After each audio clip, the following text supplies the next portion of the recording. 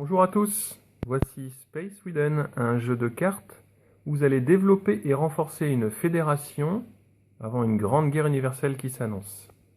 Le jeu comporte 290 cartes, un plateau principal et des plateaux secondaires.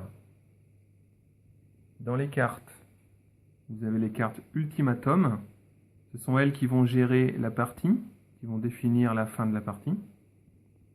Des cartes de ressources mines, des cartes de ressources émissaires, des cartes de ressources exploration et des cartes de ressources ingénieurs.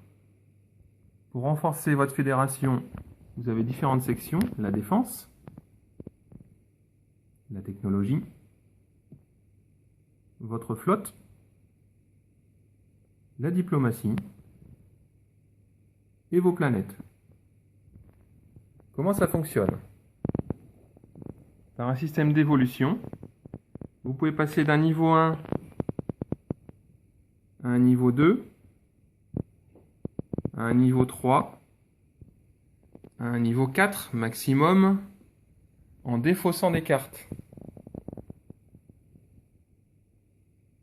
Donc si vous voulez passer d'un niveau 1 à un niveau 2, vous allez devoir dépenser 4 points de technologie pour passer en niveau 2. Vous voulez passer en niveau 3, vous allez devoir défausser 15 points de technologie. En niveau 4, 36 points de technologie. Donc si vous voulez passer en niveau 4 et avoir 40 points, vous devez défausser 2 cartes de 18 points. Vous voulez passer en niveau 3, vous devez défausser 15 points de niveau 2, donc 3 x 5. Vous voulez passer en niveau 2, vous devez défausser 4 points de niveau 1. Sur chaque carte, il y a un effet. Ça, c'est un effet qui s'active une fois arrivé en jeu. Ça, c'est un effet qui s'active en inclinant la carte.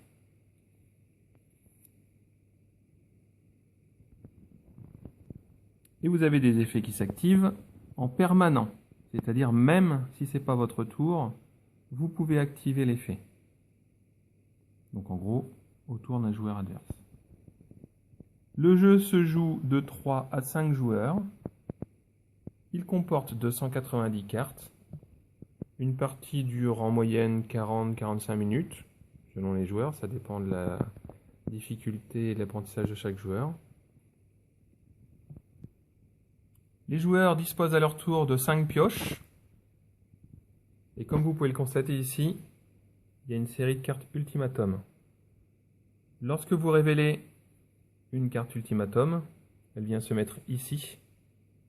Lorsqu'il y a 10 cartes Ultimatum révélées, la partie est finie. C'est alors le joueur qui a le plus de points dans sa fédération qui remporte la partie.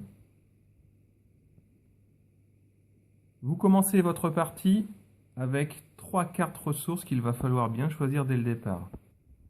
Un joueur reçoit un petit plateau de sa fédération. Il prend donc des ressources, admettons une ressource mine, une ressource exploration et une ressource ingénieur. On ne peut prendre que des mines, que des explorations, que des ingénieurs, que des émissaires. On fait un peu comme on veut, mais le but c'est quand même de pouvoir développer sa fédération au mieux. Alors comment ça se passe? À votre tour, toutes vos cartes ressources peuvent basculer d'un cran vers la droite. Donc, vous voyez, je génère 100 points de ressources. Ici aussi, ici aussi. Au cours du jeu, quand vous voulez utiliser vos ressources, admettons que vous avez 300 points de ressources mines et 200 points de ressources exploration, vous allez retourner ces cartes pour utiliser les ressources. Ces ressources sont indiquées ici pour faire entrer une carte en jeu.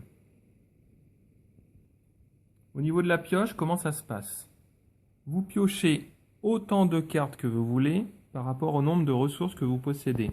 Donc forcément, au cours du jeu, vous allez investir dans des ressources. Toutes les ressources coûtent 600. Donc forcément, ce qui est investi dans les ressources ne peut pas être dépensé dans des cartes. C'est l'un ou l'autre. Donc si vous avez des cartes ressources supplémentaires, elles vont simplement venir se mettre au-dessus, et c'est le même système, vous allez les incliner. Mais au départ, vous ne disposez que de 3 emplacements. La particularité du jeu est que toutes les ressources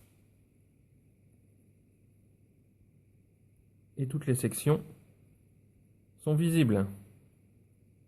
Vous savez donc ce que vous allez piocher. Et forcément, si c'est visible, tout le monde va voir les cartes ultimatum, puisqu'en plus, elles sont recto verso.